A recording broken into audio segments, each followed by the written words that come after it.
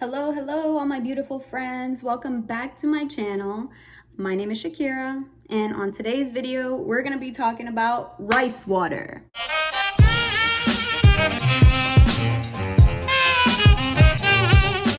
So to get right into it and not waste any time, we're gonna be talking about the history of rice water, the benefits, and how to use it. As you might know, rice water has been used for centuries, especially in Asian cultures.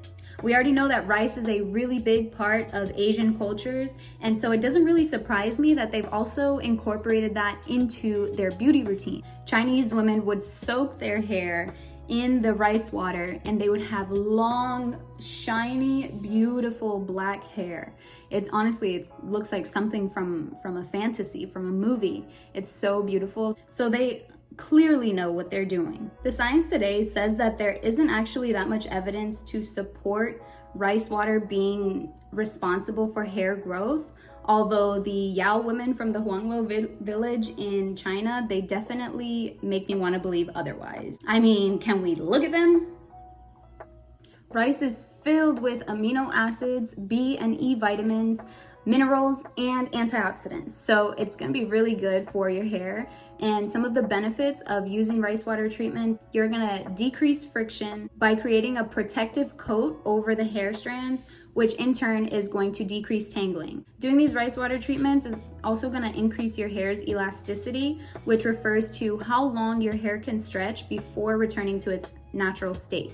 So you can think of like a rubber band. So you pull a rubber band and then it snaps back into place. And healthy hair has high elasticity. So by doing these regularly, you're gonna help get your hair's elasticity back up. And that's gonna give your hair more body, more bounce, and more texture. And finally, it's going to increase the shine in your hair because as it smooths down the cuticle, I kind of want to make a little diagram so that you can get a better picture of what I'm saying. 6.5 hours later. Okay, so here is my very detailed depiction of a hair cuticle.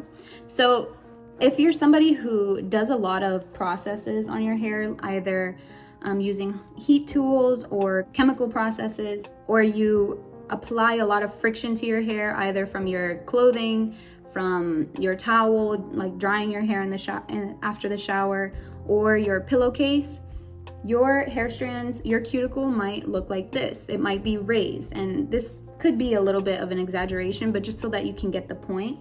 So your cuticle is going to be raised, and that is going to be the reason why your hair might look frizzy or why it could tangle easily, because when the cuticle is raised, and if you have other hair strands next to it, so now imagine these two hair strands are rubbing together.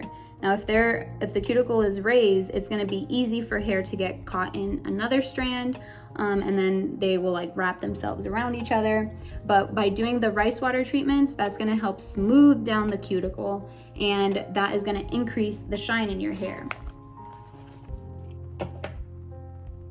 Because when you have a smooth cuticle, that allows the light to bounce off of it better.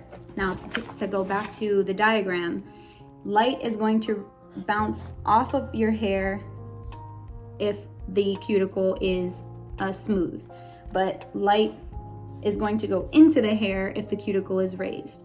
So I know we all want shiny hair, so that's why it's important to take care of your hair, not only by doing treatments like the rice water treatment, but also making sure that your hair habits, like whenever you're doing your routines, that you're being gentle with your hair and you're not pulling at it too much, you're not rubbing it too much, and you're using good products that also do not agitate your hair cuticle. So in order to prepare the rice water treatment, it's really easy and not that many ingredients. All you need is a cup of rice, whatever kind of rice that you have on hand. I had jasmine rice, and this is a little bit less than a cup actually. But you just want to make sure that you rinse your rice first, and then you can put it in your jar. And then I take filtered water, not just directly from the sink, just because the water in my area in the sink is not that good. But then you can fill it up.